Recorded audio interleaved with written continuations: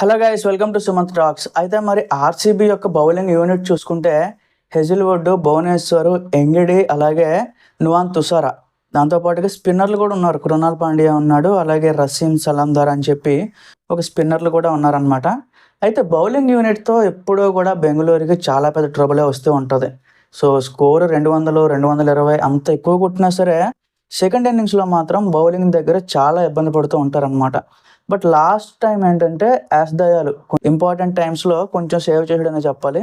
So yes దయాలు కూడా ఇప్పుడు ఉన్నాడు కాబట్టి మొత్తం 4 పేస్ బౌలర్స్.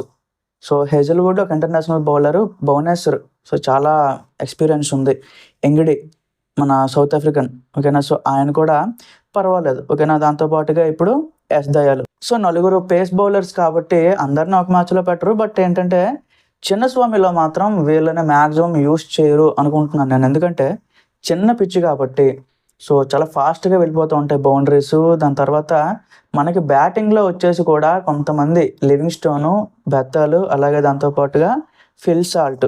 సో పటిదార్ అంటే చాలాసార్లు స్పిన్నర్లకి చాలా గట్టిగా ఆడుతూ ఉంటాడు కాబట్టి సో బ్యాటింగ్ కూడా పర్వాలేదు. మరి ఆర్సీబీ టీం మీద అంత ఎక్కువ ఎక్స్పెక్టేషన్స్ అయితే లేవు గైస్. ఎందుకు అంటే సో స్టార్ ప్లేయర్స్ అనగానే మనకి విరాట్ కోహ్లీ తప్ప ఇంకెవ్వరూ కూడా మనకి కనిపించట్లేదు. ఓకే, ఈయన సేవ్ చేస్తాడు మ్యాచ్ని, లేకపోతే ఈయన కరెక్ట్గా ఆడుతాడు అని చెప్పి ఒక్కరు కూడా కనిపించట్లేదు అనమాట. సో మరి మ్యాచ్లన్నీ స్టార్ట్ అయినాక మరి ఎవరి సత్తా ఏంటి అనేది అప్పుడు తెలియాల్సి ఉంది. బట్ 23న అయితే మనకైతే ఫస్ట్ మ్యాచ్ రెడీ అయిపోయింది కోల్కతాతోని. సో ఆ మ్యాచ్లో అయితే మనకు తెలిసిపోద్ది. బట్ అదేంటంటే హోమ్ గ్రౌండ్ కాదు, కోల్కతా ఈడెన్ గార్డెన్స్లో. సో ఆ మ్యాచ్ దగ్గర అయితే మనకి అసలైన సత్తా, అలాగే బెంగళూరు ఎలా ఉంది సో మొత్తం మన బయటకు వచ్చేస్తుంది.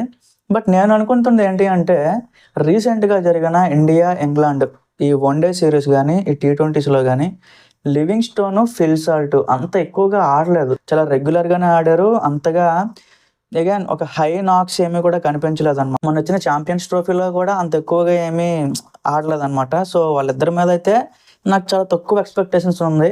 సో మరి వాళ్ళని ఎందుకు తీసుకున్నారో కూడా నాకు అర్థం కావట్లేదు అనమాట. మరి ఐపీఎల్ వచ్చేసరికి ఇంకేమైనా ఫార్మాట్ ఆ స్పీడ్ ఏమైనా మారుస్తారేమో చూడాలి. ఫిల్ సాల్ట్ ఒక సాలిడ్ ఓపెనింగ్ ఇస్తే ఆబ్వియస్గా మనకు తెలిసిందే కోహ్లీ కూడా ఓపెనింగే వెళ్తాడు కాబట్టి సో వీళ్ళిద్దరూ ఓపెనింగ్ మీదనే డిపెండ్ అయి ఉంటుంది టీం అంతా కూడా. సో ఆబ్వియస్గా ఫస్ట్ 6 ఓవర్స్లో ఫిల్ సాల్ట్ ఛార్జ్ తీసుకొని ఆ తర్వాత కోహ్లీ కూడా కొంచెం తోడైతే మిడిల్ ఆర్డర్లో పడిక్కల్ కూడా ఈసారి యాడ్ అయ్యాడు కాబట్టి మరి దేవదత్ పడిక్కల్ అంత పెద్ద స్ట్రాంగ్ హిట్టర్ ఏం కాదు, అలా స్ట్రైక్ రొటేట్ చేస్తూ పర్వాలేదు డీసెంట్గా తీసుకెళ్తాడు. సో మరి చూడాలి పడిక్కల్ ఎలా ఆడుతాడో ఏంటని చెప్పి. సో అదే చెప్తాను కదా, అంత ఎక్కువ ఎక్స్పెక్టేషన్స్ అయితే టీం మీద అయితే నాకు కనిపించట్లేదు అనమాట. మరి మీకు సో బెంగళూరు యొక్క ఫస్ట్ మ్యాచ్ మీద ఎక్స్పెక్టేషన్స్ ఏంటి, అసలు టీం అసలు ఏంటి మీకు ఎక్స్పెక్టేషన్స్ ఒకసారి కింద కామెంట్స్లో చెప్పండి. Thank you.